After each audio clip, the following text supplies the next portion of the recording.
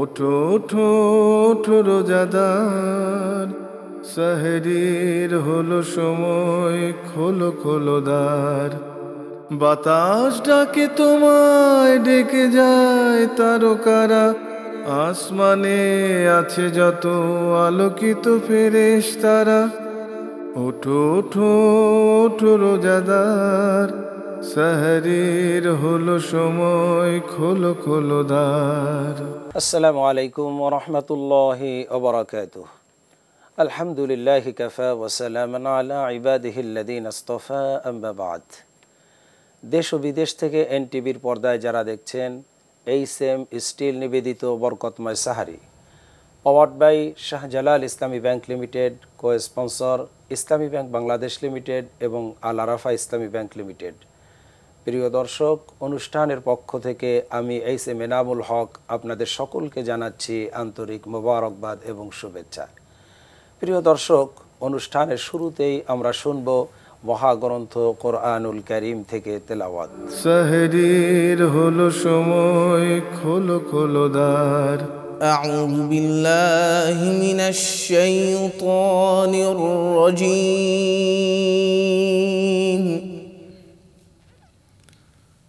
بسم الله الرحمن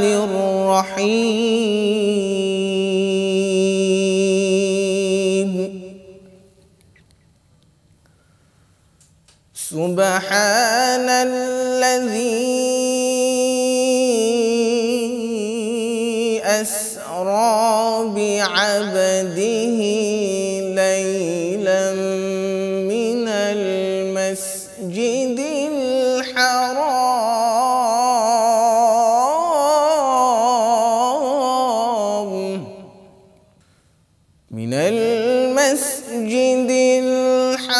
الحرام إلى المسجد الأقصى الذي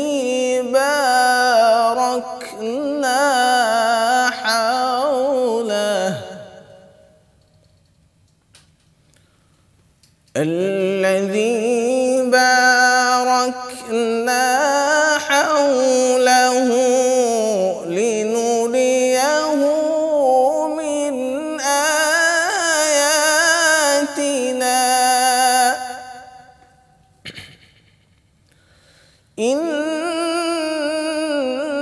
إنه هو السميع البصير.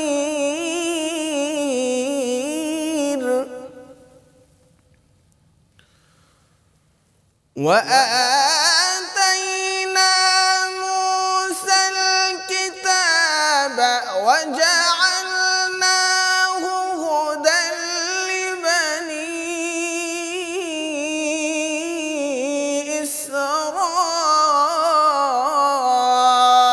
إسرائيل ألا تتخذوا من دوني وكيلا. ذرية من حملنا مع نوح إنه كان عبدا شكورا.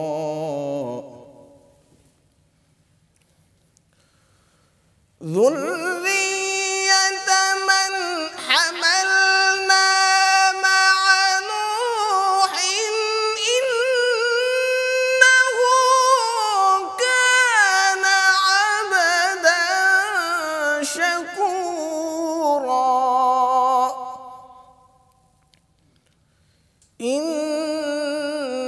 إنه كان عبدا شكورا. وقضينا إلى بني إسرائيل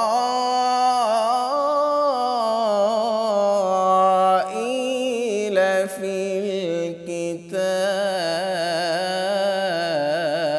الكتاب وقضينا إلى بني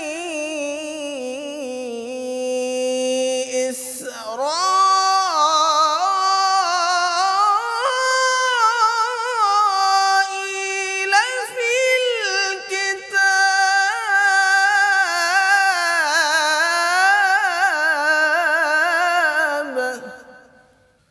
لتفسدن في الأرض مرتين ولتعلن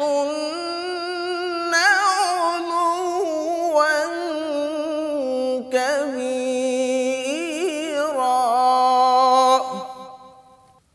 وقضينا إلى بني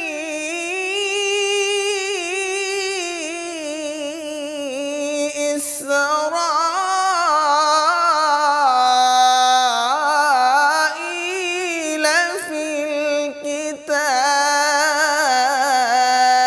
الكتاب بني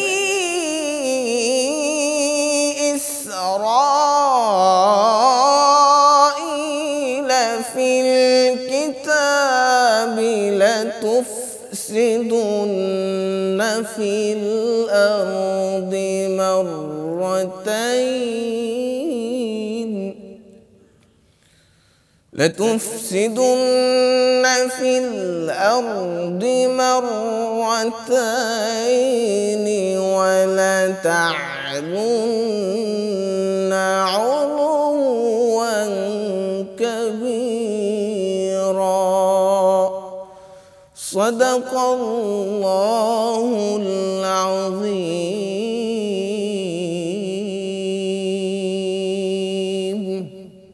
দর্শক, আমরা কারি সাহেবের কণ্ঠে অত্যন্ত চমৎকার কোরআন তেলাওয়াত শুনলাম। এই পর্যায়ে শুনবো কোরআনুল কারীমের তাফসীর। সাহরির হলো সময়, খোলো খোলো দ্বার। আসসালামু আলাইকুম রহমতুল্লাহি ওবারাকাতুহু। সম্মানিত দর্শক, আজকের আমরা আলোচনা করব 12তম পারার 12 নম্বর সূরা ইউসুফ থেকে। সূরা ইউসুফের একটি আয়াতকে কেন্দ্র করে আমরা আজকের আলোচনা পেশ করব। সূরা ইউসুফের 7ম আয়াত, আল্লাহ রাব্বুল আলামিন বলেছেন, লাকাদ কানা ফি ইউসুফা ওয়া ইখওয়াতিহি আয়াতুল লিসাইলিন, যে ইউসুফ এবং তার ভাইদের এই ঘটনার মধ্যে প্রশ্নকারীদের জন্য রয়েছে অনেকগুলো নিদর্শন। আজকের আলোচনায় আমরা দেখব ইউসুফ এবং তার ভাইদের মধ্যকার সংগঠিত ঘটনার ভিতরে কি কি নিদর্শনাবলী রয়েছে, এবং আয়াতুল লিসাইলিন বলেছেন আল্লাহ, প্রশ্নকারীদের জন্যে, জ্ঞান পিপাসুদের জন্যে অনেক কিছু শিক্ষণীয় এবং অনেকগুলো বড় বড় নিদর্শন রয়েছে এই কাহিনীর ভিতরে। সম্মানিত দর্শক, যেহেতু আমাদের আলোচনার সময় একেবারেই সীমাবদ্ধ, তাই খুব সংক্ষেপে আমরা বলবো যে এই যে কাহিনীটা, কোরআনে কারিমে এই কাহিনীটাকে আহসানুল কসাস বলা হয়েছে, অর্থাৎ সর্বোত্তম কাহিনী। নাহানু নাকুসু আলাইকা আহসানাল কসাস। আল্লাহ রাব্বুল আলামিন বলেছেন যে আমি আপনার কাছে সর্বোত্তম কাহিনী বলতেছি, এবং সেই আল্লাহই বলেছেন এই কাহিনীর মধ্যে রয়েছে তোমাদের জন্য অনেক নিদর্শন, অনেক শিক্ষণীয় বিষয়। তো প্রথমেই আমরা লক্ষ্য করেছি, কাহিনী যেহেতু আমরা সকলেই জানি, আমরা শুধু শিক্ষণীয় বিষয়গুলোর দিকে দর্শকদেরকে দৃষ্টি আকর্ষণ করব। যেমন ঘটনাটি শুরু হয়েছে একটি স্বপ্ন দিয়ে, আর এই ঘটনাটি শেষ হয়েছে এই স্বপ্নের বাস্তবতা দিয়ে। ঘটনাটি শুরু হয়েছে ইউসুফ, বালক বা শিশু ইউসুফ তার বাবাকে ইয়া আবাতি বলে সম্বোধন করেছে। ইয়া আবাতি, হে পিতা বলে সম্বোধন করে তার দেখা স্বপ্নের কথা বলেছেন তার বাবার কাছে। ঘটনার শেষ দিকে আমরা গিয়ে দেখি যে এই একই ইউসুফ, মাঝখানে প্রায় 30-40 বছরের ব্যবধানে একই ইউসুফ তার আব্বাকে বলতেছে ইয়া আবাতি, হে আব্বা। এরপরে শুরুতে বলেছিলেন ইয়া আবাতি, বলার পরে স্বপ্নের কথা বলেছেন। আর এইবারও ইয়া আবাতি বলে স্বপ্নের কথা নয়, বরং স্বপ্নের বাস্তবতার কথা বলেছে। শুরুতে বলেছে ইয়া আবাতি ইন্নী রাআইতু আহাদা আশারা কাওকাবা ওয়াশ-শামসা ওয়াল কমারা রাআইতুহুম লি সাজিদিন, যে আব্বা আমি দেখেছি 11টি গ্রহ এবং চন্দ্র সূর্য আমাকে সিজদা করতেছে। এই ঘটনার প্রায় 40 বছর পরে যখন ইউসুফ রাষ্ট্রপ্রধান হয়ে গেছিলেন, তার আব্বা আম্মা 11 ভাই তারা তাকে সম্মান জানাচ্ছিল এক বিশেষ কক্ষের মধ্যে মাথা নিচু করে। তখন ইউসুফ বললেন ইয়া আবাতি হাদা তাবিলু রুইয়া মিন ক্বাবলু, যে পিতা এই হলো সেই স্বপ্নের বাস্তবতা যেটা মহান আল্লাহ রাব্বুল আলামিন আমাকে দেখিয়েছিলেন, এবং কদ জাআলাহা রব্বি হাক্কা, সেই মহান আল্লাহ রাব্বুল আলামিন আজকের এই স্বপ্নকে বাস্তবায়িত করেছেন। সুবহানাল্লাহ। ঘটনার শুরুর দিকে তাকালে আমরা দেখি যে ইউসুফকে টেনে হিঁচড়ে কূপের মধ্যে ফেলানো হচ্ছে, আর ইউসুফ কাকুতি মিনতি করতেছে বাঁচার জন্যে কাকুতি মিনতি করতেছে। তখন ইউসুফ ছিল দুর্বল, আর 11 ভাইয়ের কাছে তারা ছিলেন শক্তিশালী, শক্তিমান। এই 11 ভাই ইউসুফকে তার কাকুতি মিনতির কোনো মূল্যায়ন করেনি। এই ঘটনার সেই প্রায় 40 বছর পরে দেখা গেল সম্পূর্ণ বিপরীত দৃশ্য। তখন আমরা দেখি যে ইউসুফ শাহী তক্তে বসা, রাষ্ট্রের রাজকীয় গদিতে বসা, সমস্ত ক্ষমতা এবং দণ্ডমুণ্ডের মালিক তখন ইউসুফ। আর এই যে 11 ভাই, ওনারা গিয়া কাকুতি মিনতি করতেছে। ওনারা মনে করেছে আমাদের তো ফাঁসি দিয়ে ফেলবে, আর সেই ফাঁসি দেওয়া ইউসুফের শুধু একটু চোখের ইশারার ব্যাপার ছিল। তখন ইউসুফের হাতে ছিল সব ক্ষমতা, আর তার 11 ভাই তারা দুর্বল, তারা ক্ষমা চাচ্ছে, তারা কাকুতি মিনতি করতেছে। তখন কিন্তু বড় ভাইদের এই কাকুতি মিনতি ইউসুফ, তিনি এত বড় ক্ষমতাধর হয়ে প্রতিশোধ নিতে পারতেন, কিন্তু প্রতিশোধ না নিয়ে বরং তিনি তার ভাইদের ক্ষমা করে দিলেন। তিনি বললেন লা তাসরিবা আলাইকুমুল ইয়াউম ইয়াগফিরুল্লাহু লাকুম ওয়া হুয়া আরহামুর রাহিমিন।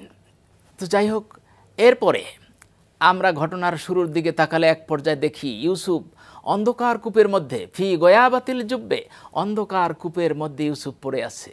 আর এই ঘটনার শেষ দিকে গেলে আমরা দেখি যে অন্ধকার কূপ থেকে আল্লাহ তাকে তুলে সেই উচ্চু রাজ সিংহাসনে, আলোকোজ্জ্বল রাজ সিংহাসনে আল্লাহ তাকে বসায় দিলেন। অন্ধকার কূপ থেকে আলোকোজ্জ্বল রাজ সিংহাসনে তাকে বসায় দিলেন।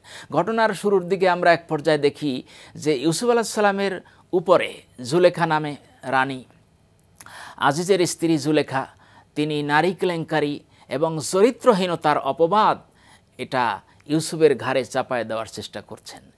জুলেখা বলছে যে প্রাণের স্বামী, ফামা জাযাউ মান আরাদা বিআহলিকা সুআন ইল্লা আইয়ুসজানা আও আযাবুন আলীম, যে তোমার স্ত্রীর সাথে অপকর্ম করতে চেয়েছে যেই যুবক, তার কি শাস্তি হতে পারে? হয়তো আইয়ুসজানা, তাকে জেলে নিক্ষেপ করা হোক, আও আযাবুন আলীম, অথবা দৃষ্টান্তমূলক শাস্তি তাকে দেয়া দরকার। তার মানে সম্পূর্ণ নির্দোষ এক ব্যক্তির উপরে জুলেখা দোষী হয়েও উল্টোভাবে দোষ চাপিয়ে দিচ্ছে ইউসুফের মাথায়। কিন্তু ঘটনার শেষ দিকে আমরা দেখি তার সম্পূর্ণ বিপরীত।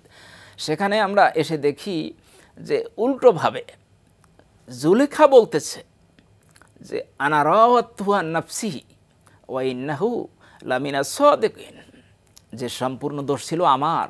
আনা রাওয়াতুহু আন নাফসি, আমি ইউসুফকে ফুসলিয়ে নিয়ে গেছিলাম। ওয়া ইন্নাহু লামিনা সাদিকিন, সে ছিল সম্পূর্ণ সত্যবাদী, তার চরিত্রে বিন্দুমাত্র আমরা কোনো ত্রুটি দেখি নাই। সে ছিল সম্পূর্ণ নিষ্কলুষ, সম্পূর্ণ ত্রুটিমুক্ত ছিলেন তিনি। লামিনা সাদিকিন।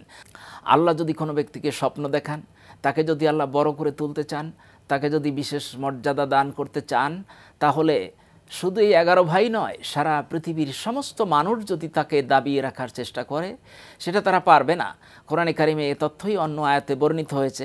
মহান আল্লাহ বলেছেন যে ইয়ামসাসকাল্লাহু বিদুররিন ফালা কাশিফা লাহু ইল্লা হু, যে আল্লাহ যদি তোমার কোনো অকল্যাণ করতে চান, ফালা কাশিফা লাহু ইল্লা হু, তাহলে সেই অকল্যাণ থেকে তোমাকে কেউ বাঁচাতে পারবে না।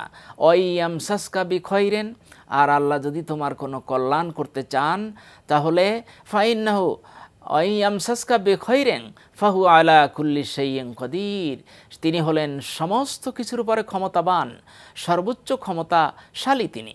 তার মানে তিনি যদি তোমার কল্যাণ করতে চান তাহলে সমস্ত মাখলুকের ক্ষমতা একত্রিত হয়েও যদি তোমাকে অপমান করতে চায়, ক্ষতিগ্রস্ত করতে চায়, সেটা পারবে না, যেহেতু সমস্ত ক্ষমতায় ঐক্যবদ্ধ হয়ে চেষ্টা করবে। আর এই ক্ষমতার উপরে তো আল্লাহর ক্ষমতা, এজন্যে এটা রোধ করার সাধ্য কারো নাই। অতএব এর থেকে আমাদের এটাই সবচেয়ে বড় শিক্ষা যে আমাদের আল্লাহর উপরে তাওয়াক্কুল থাকা দরকার, আল্লাহর উপরে ভরসা করা দরকার, আমাদের সব ক্ষেত্রে দোয়া করা দরকার, উফাউফিদু আমরি ইলাল্লাহ, যে আমার সমস্ত কাজ আমি আল্লাহর উপরে ন্যস্ত করলাম। তিনি অবশ্যই সবচেয়ে বড় কর্মবিধায়ক, তিনি সবচেয়ে বড় অভিভাবক। আমরা মানুষকে আল্লাহ কিভাবে রক্ষা করেন এর হাজারো দৃষ্টান্ত কোরআনে কারিমের পাতায় পাতায় পৃষ্ঠায় পৃষ্ঠায় দেয়া আছে। মুহাম্মদ রাসূলুল্লাহ সাল্লাল্লাহু আলাইহি ওয়াসাল্লামকে লোকেরা মারার চেষ্টা করলো, তাকে বাড়িতে আটকালো, কিন্তু আল্লাহ পাক তাকে হেফাজত করলেন। আল্লাহ আগেই বলেছেন, ইয়া আইয়ুহার রাসূল বাল্লিগ মা উনজিলা ইলাইকা মির রাব্বিকা, হে রাসূল আপনি আপনার রিসালাতের দায়িত্ব পালন করতে থাকেন। আল্লাহু ইয়াসিমুকা মিনান নাস, মানুষের সমস্ত চক্রান্ত থেকে আল্লাহ আপনাকে হেফাজত করবেন। কাফেরগণ যেখানে লোহার তরবারি নিয়ে গেল, সেই লোহার তরবারি ফিরানোর জন্যে আল্লাহ ব্যবহার করলেন মাকড়সার জাল। মাকড়সার জাল তো এমন কোনো শক্ত জাল নয় যেটা লোহার তরবারি দিয়ে ফিরিয়ে দেওয়া যায় না, ফিরিয়ে দেওয়া যায় এমন কোনো শক্ত কিছু না। বরং সূরা আনকাবুতের মধ্যে আল্লাহ বলেছেন, ওয়াইন্না আওহানাল বুয়ুতি লাবাইতুল আনকাবুত, যে মাকড়সার ঘর হলো সবচেয়ে দুর্বল ঘর। তার মানে সবচাইতে দুর্বলতম ঘর দিয়ে আল্লাহ সবচাইতে শক্তিশালী তরবারি ফিরাই দিলেন। এর থেকে রয়েছে আমাদের শিক্ষণীয়। সূরা ইউসুফে যে কথাগুলো বলা হয়েছে এটা পৃথিবীর সমস্ত মানুষের ক্ষেত্রে হুবহু প্রযোজ্য। তার আল্লাহর প্রতি তার ভরসা, তার তাওয়াক্কুলকে বাড়িয়ে দেয়। বিভিন্ন সূরায় বিভিন্নভাবে দৃষ্টান্তগুলো দেওয়া হয়েছে। যেমন সূরা কাহাবের মধ্যে বলা হয়েছে যে যখন বাদশার সামনে সেই যুবকেরা দাঁড়ালো, বাদশা জিজ্ঞেস করলো, তোমরা আমাকে রব মানবে কিনা? তো তাদের মাথার উপরে তখন জল্লাদের তরবারি ঝিকমিক করছে। যদি বলে যে না বাদশা আমরা আপনাকে রব মানতে পারি না, তাহলে এটা বলতে দেরি, কিন্তু জল্লাদের তরবারির আঘাতে তাদের মস্তক দ্বিখণ্ডিত হতে দেরি হবে না। এই কঠিন মুহূর্তেও তারা আল্লাহর উপরে তাওয়াক্কুল করে তারা দাঁড়ালেন সঠিক কথাটা বলার জন্য।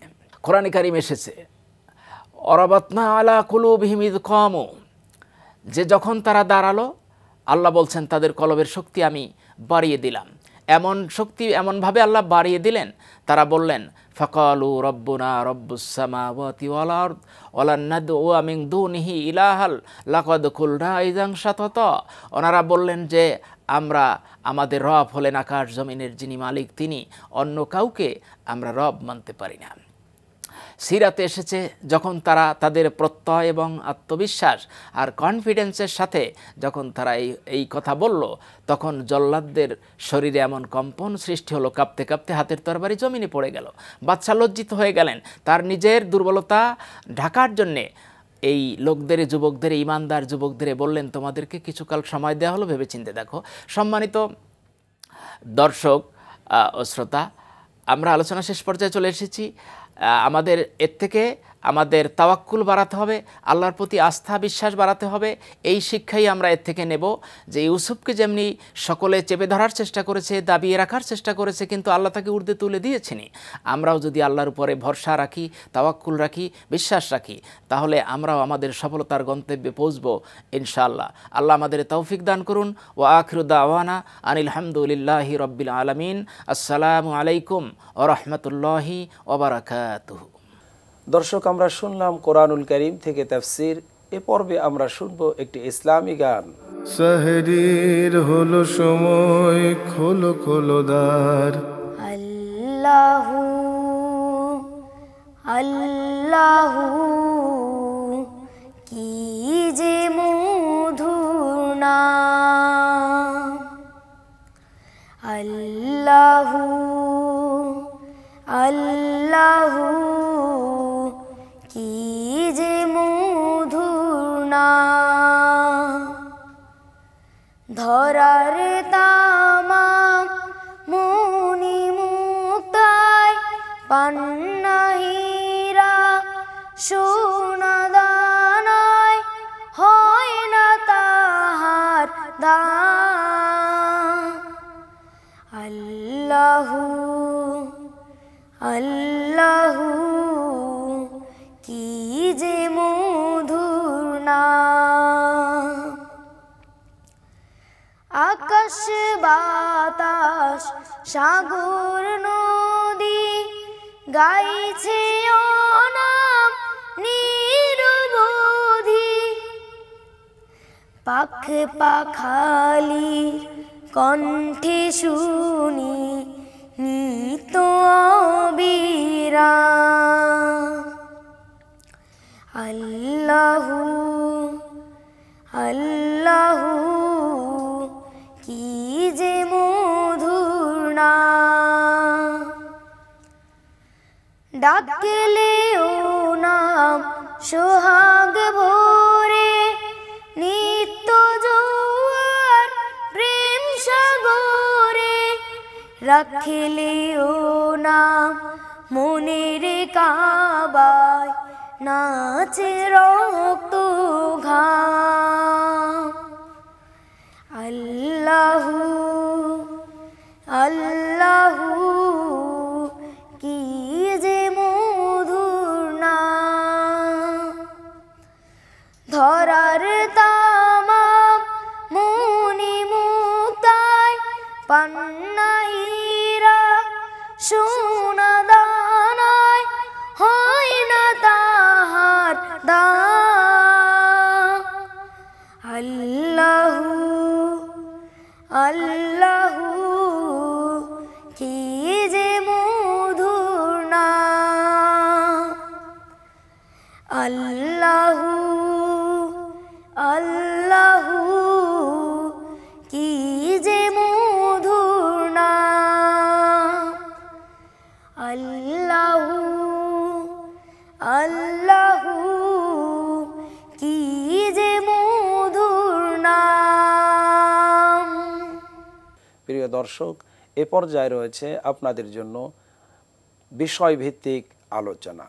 আর আজকের বিষয় হচ্ছে মাতা পিতার হক। এ বিষয়ের উপরে আলোচনা করার জন্য আমরা স্টুডিওতে দুজন মেহমানকে নিমন্ত্রণ করেছি। আসুন আমাদের মেহমানদ্বয়ের সাথে আপনাদেরকে পরিচয় করিয়ে নিচ্ছি। প্রথমে আমার ডান দিক থেকে রয়েছেন বিশিষ্ট ইসলামী চিন্তাবিদ, প্রখ্যাত আলেমে দ্বীন, মুফাসসিরে কোরআন জনাব মাওলানা গোলাম কবির আল আজহারি। আসসালামু আলাইকুম ওয়া রাহমাতুল্লাহ। এরপরে রয়েছেন বিশিষ্ট ইসলামী চিন্তাবিদ জনাব হাফেজ মাহমুদুল্লাহ। আসসালামু আলাইকুম রহমতুল্লাহি ওয়া বারাকাতুহু। ওয়ালাইকুম আসসালাম ওয়া রাহমাতুল্লাহি ওয়া বারাকাতুহু। আপনাদের দুজনকে স্বাগতম জানাচ্ছি। আপনাকেও ধন্যবাদ। দর্শক, মাতা পিতার হক বিষয়টি অত্যন্ত গুরুত্বপূর্ণ। ইমানদারদের জন্য, মুসলমানদের জন্য, সমস্ত মানুষের জন্যই। পিতা মাতার চাইতে অমূল্য ধন এ পৃথিবীতে দ্বিতীয় আর কোনোটি নাই। আল্লাহ রব্বুল আলামিনের পরেই আল্লাহ রব্বুল আলামিন যেই হকটা বান্দার জন্য, মানুষের জন্য করেছেন, সেটা হচ্ছে পিতামাতার প্রতি সন্তানের। অনুরূপভাবে সন্তানের প্রতিও পিতামাতার কিছু হক রয়েছে, দায়িত্ব রয়েছে, কর্তব্য রয়েছে। এই দুটি বিষয় নিয়েই আজকে আমরা আলোচনা করব। আমাদের মেহমানদের কাছ থেকে আমরা শুনব। আমি প্রথমেই যাচ্ছি জনাব মাওলানা গোলাম কবির আল আজহারি সাহেব। পিতামাতা আল্লাহর পরেই আল্লাহ যাদের হক রেখেছেন, পিতামাতা ছাড়া পৃথিবীর মুখ আমরা দেখতে পেতাম না। আমাদের লালন পালন, মা তো আমাদেরকে গর্ভে ধারণ করেছেন।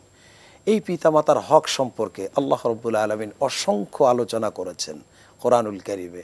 বিশ্ব নবীর অসংখ্য হাদিস রয়েছে। এখান থেকে আপনি দর্শকদের জন্য যদি আলোচনা করেন। বিসমিল্লাহ, আলহামদুলিল্লাহ, ওয়াসসালাতু ওয়াসসালামু আলা রাসূলিল্লাহি ওয়া বাদ। আসলে পিতামাতা হচ্ছে আমাদের এই পৃথিবীতে আগমনের মাধ্যম। পিতামাতার মাধ্যমে আমাদেরকে আল্লাহ সুবহানাহু ওয়া তাআলা এই পৃথিবীতে পাঠিয়েছেন। এজন্য আল্লাহ সুবহানাহু ওয়া তাআলা আমাদের অনস্তিত্ব থেকে অস্তিত্বে আসার সর্বপ্রথম সবব হচ্ছে, কারণ হচ্ছে আল্লাহ সুবহানাহু ওয়া তাআলা, এবং ওসিলা হচ্ছেন পিতামাতা।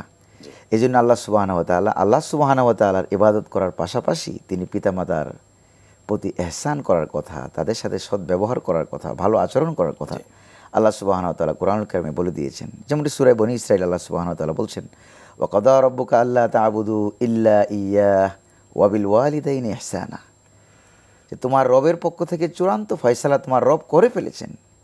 দুটো ফয়সালা, একটি ফয়সালা হলো একমাত্র আল্লাহ সুবহানাহু ওয়া তাআলার ইবাদত করতে হবে এবং তারপর পরেই পিতামাতার প্রতি সদাচরণ করতে হবে, ভালো ব্যবহার করতে হবে, তাদের সাথে কোনোভাবেই খারাপ আচরণ করা যাবে না। এটি হলো প্রথম একটি দিক। আর দ্বিতীয় দিকেতে যদি আমরা তাকাই তাহলে অন্য অন্য আয়াতে কোরআনুল কারিমে অনেক অসংখ্য আয়াতে আল্লাহ সুবহানাহু ওয়া তাআলা বলছেন ওয়াবিল ওয়ালিদাইনি ইহসানা ওয়াবিল ওয়ালিদাইনি হুসনা। অসংখ্যভাবে আল্লাহ সুবহানাহু ওয়া তাআলা বলেছেন যে আমি গোটা পৃথিবীর সমস্ত, এখানে কিন্তু আল্লাহ সুবহানাহু ওয়া তাআলা মুসলমান বলে নাই, সমস্ত মানুষকে উল্লেখ করে আল্লাহ সুবহানাহু ওয়া তাআলা বলেছেন ওয়া ওয়াসাইনাল ইনসানা বিওয়ালিদাইহি, ইনসান বলতে সমস্ত মানুষ, ইনসান আলিফ লাম লিল ইস্তিগরাক, জি একবারে সমস্ত মানুষকে শামিল করা হয়েছে এখানে।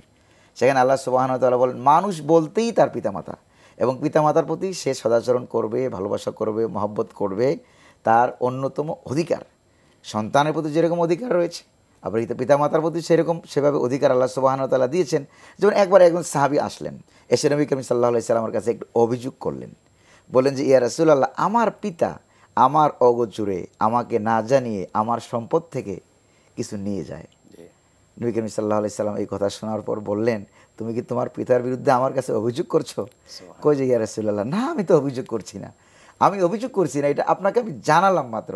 তখন নবী করিম সাল্লাল্লাহু আলাইহি সাল্লাম বললেন আনতা ওয়া মালুকা লি আবিক, তুমি এবং তোমার পিতা, তুমি এবং তোমার ধন সম্পদ যা আছে এই দুইটার মালিক, তোমার মালিকও তোমার বাবা এবং তোমার ধন সম্পদের মালিকও তোমার পিতা।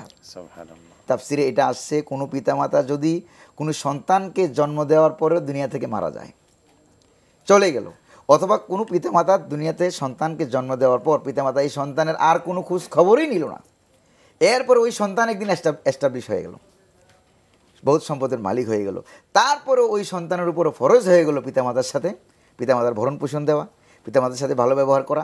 কেন? শুধুমাত্র আল্লাহ পাক কারণ বানিয়েছেন এখানে জন্ম দেওয়া। পিতা জন্ম দিয়েছেন, মা গর্ভে ধারণ করেছেন, এই জন্য মায়ের অধিকার কোনো কোনো ক্ষেত্রে আল্লাহ সুবহানাহু ওয়া তাআলা বাড়িয়ে দিয়েছেন, বৃদ্ধি করে দিয়েছেন, 3 গুণ বাড়িয়ে দিয়েছেন। কেন? মা পেটে ধারণ করেছেন, যেটা পিতা পেটে ধারণ করেন নাই। মা দুধ পান করিয়েছেন, যেটা পিতা সন্তানকে দুধ পান করান নাই। আরেকটা কারণ আশরাফ আলী থানভী রাহমাতুল্লাহ আলাইহি উল্লেখ করেছেন, এই 3টা কারণ। তারপরে আরেকটা কারণ উল্লেখ করা হয়েছে যে এই যে সন্তানকে পরিচর্যা করা, কুলে কাকে চড়ানো, দুঃখ কষ্ট সহ্য করা, এটা কে করেছেন? মা করেছেন, এটা মা করেছেন। এই জন্য নবী করিম সাল্লাল্লাহু আলাইহি সাল্লাম বলেছেন, হাদিসে আসছে আল মারআতু ইজা হামিলাত কানা লাহা আজরুস সাইম ওয়াল কাইম ওয়াল মুখবিতিল মুজাহিদ ফি সাবিলিল্লাহ। নবী করিম সাল্লাল্লাহু আলাইহি সাল্লাম বলেছেন একটা মা যখন গর্ভবতী হয়ে যায় সে ঠিকমতো খেতে পারে না, এই জন্য একাধারে 9 মাস রোজা রাখলে পরে যেই সওয়াব হতো আল্লাহ পাক তার ওই মায়ের আমল নামায় সেই সওয়াব দান করবেন। তো মা যে ঠিক মতো ঘুমাইতে পারলো না, একাধারে 9 মাস দাঁড়িয়ে দাঁড়িয়ে সালাত আদায় করলে, তাহাজ্জুদ পড়লে, দিনে নফল করলে যেই সওয়াব হতো আল্লাহ পাক মায়ের আমল নামায় সেই সওয়াব দিয়ে দিবেন। এবারে মা যে ডেলিভারি করার সময় রক্তাক্ত হয়ে গেল, কত মা আছে পৃথিবীতে ডেলিভারি করার সময় দুনিয়া থেকে ইন্তেকাল করে চলে যায়, আল্লাহ সুবহানাহু ওয়া তাআলা ওই মায়ের রক্তাক্ত হওয়ার বিনিময়ে আল্লাহ পাক মায়ের আমলনামায় শাহাদাতের সওয়াব দিয়ে থাকেন। সুবহানাল্লাহ। আপনার কাছে আবারও আসবো জনাব হাফেজ মাহমুদুল্লাহ সাহেব, আমাদের মুহতারাম কোরআন এবং সুন্নাহ থেকে মা বাবার মর্যাদা সুন্দরভাবে তুলে ধরেছেন। আপনার কাছে জানতে চাইবো যে এই মা বাবার প্রতি সন্তানের কি হক রয়েছে, দায়িত্ব রয়েছে, কর্তব্য রয়েছে? আমাদের সমাজের দিকে দেখলে এই যে কোরআন এবং সুন্নায় এত কথা বলা হলো যে মা বাবা, বিশেষ করে মা তারপরে বাবা, উভয় সন্তানের জন্য যে কষ্ট করে, সেই সন্তানগুলি যখন নাফরমানি করে, পিতামাতার নাফরমানি হয়, পিতামাতার অবাধ্য হয়, পিতামাতার সাথে রাগান্বিত হয়ে কথা বলে, তর্ক করে, গালিমন্দ করে, এইগুলোর ব্যাপারে আপনি ইসলামের দৃষ্টিকোণ থেকে কি বলবেন? বর্তমান সমাজে ছেলেরা মেয়েরা যখন আমরা দেখি একটি ছেলেকে ডুলনা থেকে নিয়ে স্কুল বা মাদ্রাসা লেভেল থেকে ইবতেদায়ী বা প্রাইমারি থেকে নিয়ে ওনাকে আস্তে আস্তে আস্তে আস্তে ইউনিভার্সিটি লেভেল বা হাই গ্র্যাজুয়েশন শেষ করে একটা ভালো কর্মসংস্থানের দিকে যখন নিয়ে যায় বাবা মা, কিছুদিন পরে ওনাকে যখন বিবাহ বন্ধনে আবদ্ধ করে, তারপর ওনার ছেলের সন্তানের প্রতি রক্ষণাবেক্ষণ করতে যেয়ে বাবা মাকে আমাদের এত হতভাগা বাবা মাকে আমরা বৃদ্ধাশ্রমে পাঠাই, এটা আমাদের জন্য অত্যন্ত দুঃখজনক বিষয়। একটি হিউম্যানিটি, একটি মানবিক বিষয় দিকেও যদি আমরা চিন্তা করি, কখনো মা বাবাকে বৃদ্ধাশ্রমে পাঠানো যায় না। আপনার মা বাবা আপনার শীতকালীন সময়ে, গরমকালীন সময়ে, সব সময় আপনার টেক কেয়ার করেছিল। আপনি কখন ঘুমাচ্ছেন, কখন উঠতেছেন, কখন আপনার কত রকমের দেখাশোনা। আমি তো বলবো পেটে ধারণ করার পরে 9 মাস 10 দিন যেটা ছিল এটা তো আছেই, এরপরে দুনিয়াতে আসার পর থেকে একটি সন্তানের বিষয়ে যে মা বাবার যে অক্লান্ত পরিশ্রম, যে ওনার দেখাশোনার বিষয়, আল্লাহ রাব্বুল আলামিন বলেছেন রব্বির হামহুমা কামা রব্বায়ানি সগীরা। এটা ছেলেদের সব সময় এই দোয়াটুকু পড়তে হবে, কারণ মা বাবা দুনিয়াতে যেমন আপনার জন্য অত্যন্ত গুরুত্বপূর্ণ বিষয়, কিয়ামতের দিনও আপনার জন্য অত্যন্ত গুরুত্বপূর্ণ বিষয়। কারণ মা বাবার দোয়া আল্লাহর আরশে আজিমে কোনো বাধা থাকে না। মজলুমের দোয়া, দাওয়াতুল মাজলুম, দাওয়াতুল ওয়ালিদ এবং দাওয়াতুল মুসাফির, 3 ব্যক্তির দোয়া আল্লাহর কাছে কোনো বাধা থাকে না। আমি যে বিষয়টুকু বলতে চাচ্ছি, মা বাবার একটি কাজ, সেটা হচ্ছে কি ছেলেদেরকে ছোট্টকালীন বাল্যকাল থেকে ধর্মীয় শিক্ষায় শিক্ষিত করতে হবে। যদি ধর্মীয় শিক্ষা যদি দেওয়া না হয়, তাহলে ছেলে যখন বড় হবে, তাহলে ধর্মেই মা বাবাকে যথাযথ সম্মান দেওয়ার জন্য এটা ইসলাম ধর্মেই সব কিছু প্রায়োরিটি দিয়েছে। জি, মানে ধর্মীয় শিক্ষার মধ্যেই সন্তানকে কিভাবে ভালো সন্তান, সুসন্তান, একটা আদবী সন্তান তৈরি করা যাবে, এটা ধর্মীয় শিক্ষার মধ্যে রয়েছে। বিশেষ করে আমাদের ইসলামের মধ্যে এটা পূর্ণাঙ্গভাবে রয়েছে। জি, কোরআন শিক্ষা দিতে হবে ছেলেকে, এবং মা বাবার প্রতি যে কতটুকু আচরণ ধর্মীয়ভাবে বা আল্লাহ রাব্বুল আলামিন কোরআনে এবং হাদিসে আল্লাহ রসুল কি বলেছেন, এই বিষয়গুলো শিক্ষা যদি আমরা দিতে পারি, তখন ছেলেরা যখন বড় হবে তখন মা বাবাকে যথাযথ সম্মান দিবে। জি, আমার বাবাকে, আমার মাকে আমি আমার পাশেই রাখবো। আমার আমার আব্বু, আমার আম্মু, যারা ছোট্টকাল থেকে আমাকে আজকে লালন করে পালন করে এতটুকু নিয়ে মা তো যেটা মুহতারাম বললেন, কোরআনুল কারীমে আল্লাহ বলেছেন সূরা লোকমানে যে কেন তুমি তোমার মায়ের খেদমত করবে। আল্লাহ নিজে ওয়াজ করে বলছেন হামালাতহু উম্মুহু ওয়াহনান আলা ওয়াহন, কষ্টের পর কষ্ট, যাতনার পর যাতনা সহ্য করে তোমার মা তোমাকে গর্ভে ধারণ করেছে। সুতরাং মায়ের কথা তো অতুলনীয়। আমরা শরীরে একটা যখন পেটের ভিতরে যদি একটা পাথর হয়, অথবা একটা টিউমার হয়, অথবা শরীরে একটা ফোড়া হয়, ওইটা কেটে না ফেলা পর্যন্ত আমরা সুস্থ হতে পারি না। আর একটা জলজান্ত মানুষ নিয়ে মা কি কষ্ট করেছেন, এই যে এই বুঝগুলি ধর্মের ভিতরে আছে। জি, এই জন্য আমরা এই কোরআনে বলেছেন উফিল্লাকুম, আপনার আচরণে ভঙ্গি, আপনার কথা, আপনার এমনভাবে আচরণ করবেন মা বাবার সাথে যাতে ওনার মনের মধ্যে যাতে উফ শব্দটা যাতে না আসে। জি, আর মা বাবার একটু বদদোয়া আপনার পুরা জীবনটা ধ্বংস। জি, আপনার কাছে আবারও আসবো ইনশাআল্লাহ। আমি মাওলানা মোহতারাম যে উনি দ্বিতীয় পয়েন্টে নিয়ে এসেছেন যে পিতামাতার সন্তানের পিতামাতার প্রতি হক রয়েছে, দায়িত্ব রয়েছে, এটা আমরা অনেকে জানি, আমাদের ওয়াজের মধ্যে হয় আমাদের। কিন্তু পিতামাতার সন্তানটিকে, এই সন্তান যেন সুসন্তান হয়, এই আমি বড় হয়ে গেলে, বৃদ্ধ হয়ে গেলে, অকেজো হয়ে গেলে, তখন এই সন্তান যেন আমার ভারটা গ্রহণ করে, এই শিক্ষাগুলি আমাদের সমাজে, আমাদের শিক্ষার মধ্যে নাই। সুতরাং এই সন্তানকে কিভাবে গড়লে পরে সন্তানটি সত্যিকার অর্থে বুঝে শুনে, কারণ জ্ঞান না থাকলে মানুষ জ্ঞানহীন কাজ করে। এজন্য জ্ঞান সেইভাবে যদি আমরা গড়ে দিতে পারি যে আমাদের সন্তানগুলি আমার জন্যই একটি নেয়ামতে পরিণত হবে, একটা অ্যাসেটে পরিণত হবে, এই ব্যাপারটি যদি আপনি বলতেন। আসলে সন্তানের যে অধিকারটা, সন্তানের অধিকার আল্লাহ সুবহানাহু ওয়া তাআলা তার পিতার বিবাহের আগেই ইসলামী শরীয়ত তাকে দিক নির্দেশনা দিয়েছে যে সন্তানের যে অধিকারের প্রতি কতটুকু খেয়াল করেছে। সন্তানকে বলেছে সন্তান হওয়ার পর পিতামাতার খেদমত করবে, আর পিতাকে ইসলামী শরীয়ত বলছে তার বিবাহের আগেই বলেছে যে তুমি তোমার ইখতারা লিনুতফাতিকা ইমরাতান সালেহা, তুমি তোমার সন্তানকে ধারণ করার জন্য একটা সতী সাধ্বী নারীকে তুমি স্ত্রী হিসেবে গ্রহণ করো। তাহলে কতটুকু গুরুত্বপূর্ণ এবার চিন্তা করেন ব্যাপারটা। তাহলে মূল পয়েন্টে ইসলাম কি করেছে? হ্যাঁ, কাজ করেছে। যে পয়েন্টে নবী করিম সাল্লাল্লাহু আলাইহি সাল্লাম বলেছেন আদ-দুনিয়া কুল্লুহা মাতা ওয়া খায়রু মাতা'আদ দুনিয়া আল মারাতুস সালিহা, দুনিয়াতে সম্পদের কোনো অভাব নেই, তার মধ্যে সর্বোত্তম সম্পদ হলো সতী সাধ্বী ন্যাককারিণী স্ত্রী। তো এই জন্য একটা ন্যাককারিণী স্ত্রী, এটা হলো পিতার প্রথম দায়িত্ব, সন্তানের প্রথম অধিকার তার পিতার কাছে। মানে একটা সৎ মা, সৎ আপনি যে ভবিষ্যৎ ন্যাককারিণী ভবিষ্যৎ প্রজন্ম জন্ম দিবেন, তার জন্য মাটা ভালো হওয়া উচিত। এখন সন্তানকে গর্ভে ধারণ করে মা যদি সিরিয়াল দেখা আরম্ভ করে, তাহলে এই মায়ের কথা তো সন্তান শুনবে না, স্বাভাবিক। জি, কারণ মায়ের সম্পর্ক যার সাথে হবে, সন্তানের সম্পর্ক তার সাথে হয়ে যাবে, জেসাকু তেসা মিলে।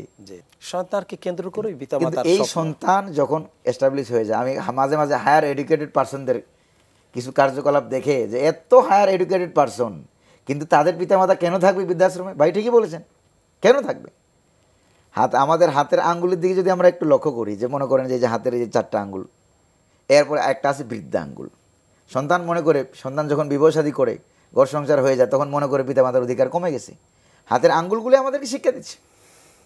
হাতের আঙ্গুল 5টার মধ্যে বৃদ্ধা আঙ্গুল হলো একটা।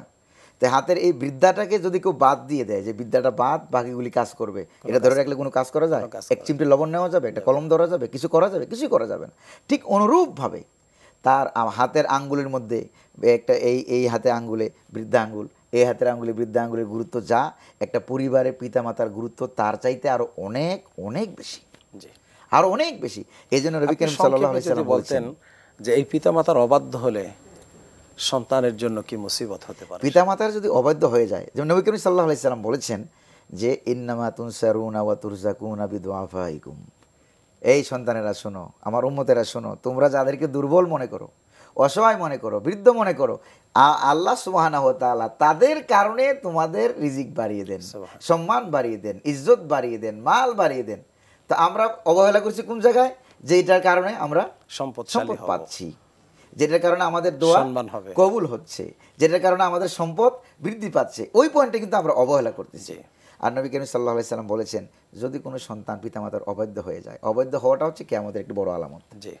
আক্কার রাজুলু উম্মাহু ওয়া আদনা সাদিকাহু, আও কামা ক্বালা নবী সাল্লাল্লাহু আলাইহি সাল্লাম, তিরমিজি শরীফের riwayat আছে, কিয়ামতের আগে এমন এক অবস্থা হয়ে যাবে, ব্যক্তি তার মায়ের অবাধ্য হয়ে যাবে, স্ত্রী যা বলে তাই শুনবে, এবং বন্ধু বান্ধব যা বলে তাই শুনবে। বর্তমানে এই যে মনে করেন কিশোর গ্যাং বলেন, বন্ধু বান্ধব বলেন, বন্ধু যদি ডাক দেয় রাতে 3টা 3:30টায় বেরিয়ে এসে চলে যায়, কিন্তু মা যদি ডাক দেয়, বাবা যদি ডাক দেয়, সে মনে করে বুড়া বুড়ি কেট করে। কথা বুঝতে পেরেছেন? আস্তাগফিরুল্লাহ। আধা মিনিটের ভিতরে যে পরকালে তার জন্য কি মুসিবত, পরকালে তার জন্য কি হবে? পিতামাতার নবী করিম সাল্লাল্লাহু আলাইহি সাল্লাম বলেছেন একটা হাদিস, ইত্তাকু আসসাবাল মুবিকাত, 7টি ধ্বংসকারী জিনিস থেকে বেঁচে থাকো।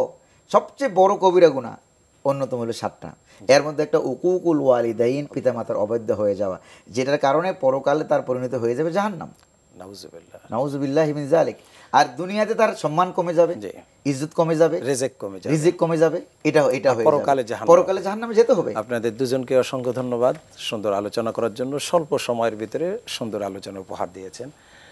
প্রিয় দর্শক, দেখতে দেখতে আমাদের সময় একেবারে শেষ প্রান্তে চলে এসেছে। বিষয়টি অত্যন্ত গুরুত্বপূর্ণ। কোরআন সুন্নাহর অসংখ্য আয়াত এবং হাদিস রয়েছে, সব বলতে পারলে ব্যাখ্যাটা ভালো হতো, কিন্তু অল্প সময় আপনাদের সামনে আমাদের আলোচকদ্বয় সুন্দরভাবে উপস্থাপন করেছেন পিতামায়ের যে গুরুত্ব, পিতামায়ের যে মর্যাদা, পিতামাতা কেন সন্তানের কাছে একটি অ্যাসেট, এবং সন্তান পিতামাতার জন্য যদি সুন্দর আচরণকারী, ভদ্র আচরণকারী, সৎ আচরণকারী, সদয় ব্যবহারকারী যদি সন্তানে পরিণত হয়, এই সন্তানটিও পিতামাতার জন্য একটি অ্যাসেট, একটি নিয়ামত। সুতরাং পিতামাতাকেও যেমন সুসন্তান বানাতে হবে, আমাদের মহতারাম বলেছেন, সেজন্য প্রথম থেকেই ওই সন্তান জন্ম দেওয়ার আগে থাকতেই পদক্ষেপ নিতে হবে যে সন্তানের হককেই, সন্তানকে সেভাবে গড়ে তুলতে হবে। আর সন্তানও বড় হওয়ার পরে এই পিতামাতার যে মূল্যায়ন, এই মূল্যায়নের দিক থেকে কোনো প্রকার যেন ত্রুটি না আসে, সেদিকে খেয়াল রেখে সন্তান পিতামাতার প্রতি সদাচরণ করবেন, এই আশাবাদ ব্যক্ত করে আজকের মতো আমরা বিদায় নেব। এতক্ষণ পর্যন্ত আপনারা দেখতেছিলেন এইচএম স্টিল বিদিত বরকতময় sehri, powered by Shahjalal Islami bank limited, co sponsor Islami bank Bangladesh limited এবং আল আরাফা ইসলামী ব্যাংক লিমিটেড। প্রিয় দর্শক, আমরা শেষ করব, তবে একটি ইসলামী গান শুনতে শুনতে আমরা বিদায় নেব। আসসালামু আলাইকুম ওয়া রাহমাতুল্লাহি ওয়া বারাকাতুহু। কত রং তুলিয়ার সুরভি মেখে গড়লে ধরা তুমি, কত রং তুলিয়ার সুরভি মেখে গড়লে এ ধরা তুমি। ঘুরি গিরি বন কুসুম কানন, ঘুরি গিরি বন কুসুম কানন, কত শোভা দেখেছি আমি। কত রং তুলিয়ার সুরভি মেখে গড়লে এ ধরা তুমি। ও আকাশ সাগরে কথা কয়, খোদা তোমারি ইশারায়। ও আকাশ সাগরে কথা কয়, খোদা তোমারি ইশারায়। বনে ফুল ফুটিয়ে হাসে, বনে ফুল ফুটিয়ে হাসে, ভোমর সুখী তারে চুমি।